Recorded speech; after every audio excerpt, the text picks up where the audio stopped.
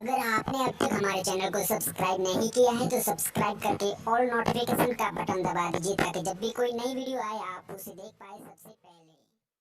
नमस्कार सर। साहब जी। सर क्या नाम है आपका? रोशन दास। सर कहाँ से हैं आप? मैं हरियाणा जिला कुरुक्षेत्र में रहने वाला हूँ। सर संत रामपाल जी महाराज से नाम दीक्षा आपने कब ली? सन 2004 में ली जी।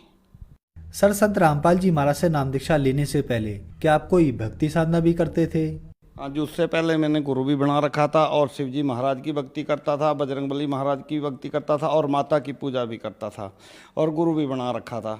इसके अलावा मैं सभी मंदिरों में जाता था, माता के मंदिर में भी जाता था, शिव जी महाराज के मंदिर में भी जाता था और बजरंगबली महाराज के मंदिर में भी जाता था। और गुरु जी ने जो मंत्र दे रखा था उसका भी मैं जाप करता था और शाम सवेरे धूप बत्ती करता था इन सभी की। एक दिन मेरे मन में विचार उठता है कि मैं इनकी सबकी भक्ति भी करता हूँ और इतना परेशानी भी क्यों है मेरे को।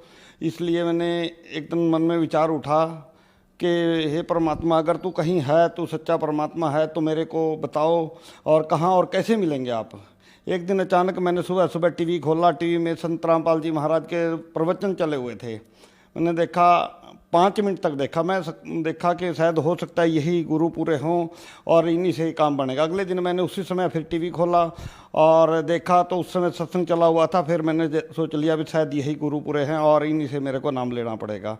उसके बाद मैं 6 महीने तक संत रामपाल जी के आश्रम में नहीं जा पाया और मेरी बात भी हुई थी वहाँ पे टेलीफोन पे।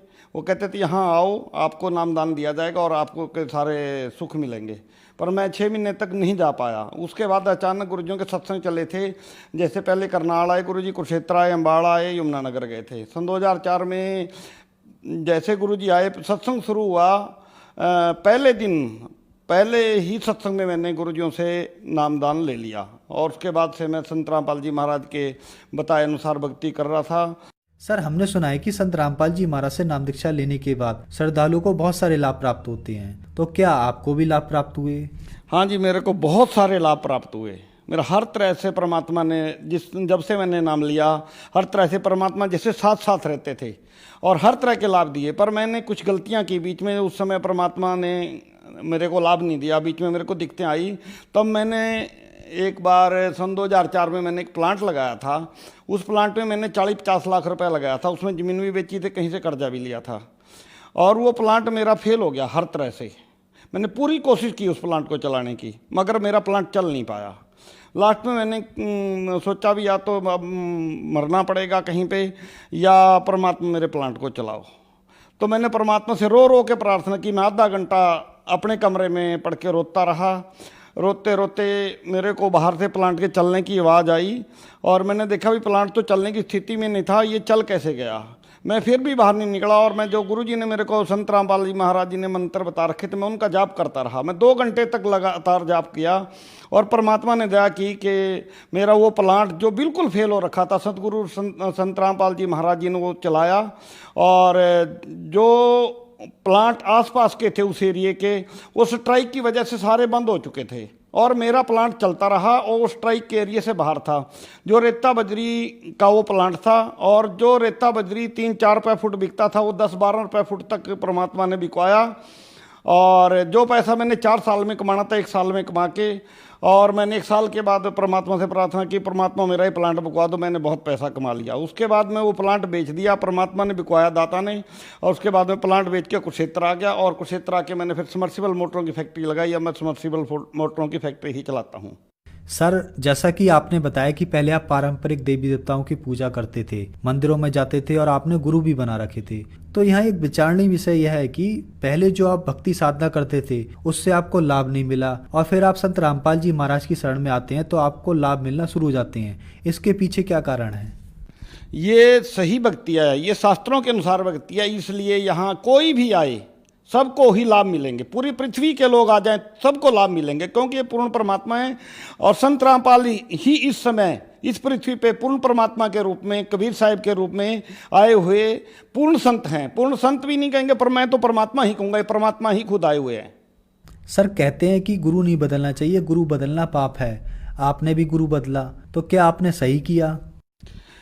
संत रामपाल के अलावा इस पृथ्वी पे कोई गुरु ही नहीं है, मैं तो यही कहूँगा, क्योंकि वो अधूरे गुरु हैं और अधूरा ही ज्ञान देते हैं।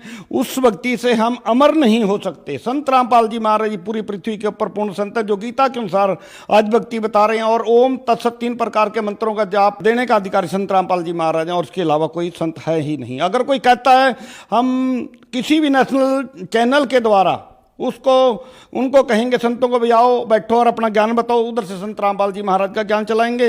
अगर वो पूर्ण संत हैं तो अपना ज्ञान चैनल पे पूरी दुनिया देखेगी, पूरे विश्व के लोग देखेंगे।